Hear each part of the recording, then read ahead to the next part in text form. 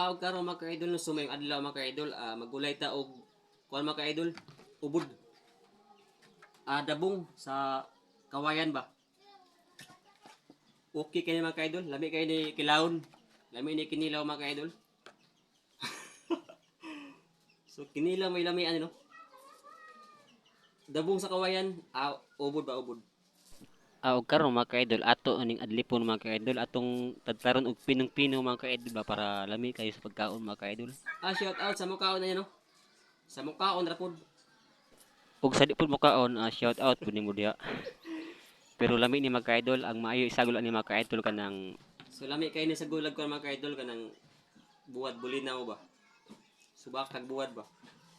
Pero ang mas lami isubak ani mga ka-idol, isagol mga ka-idol kanang sardinas mga ka-idol, kanang kon ba kanang tinapa. So the best po di isagol mga ka-idol kay templado kayo. Sige na magngisi ning tuhanan mura magnakaangay. Ang di mo kaon diha scroll na. Ang mukaon tan-aw sa dali diha.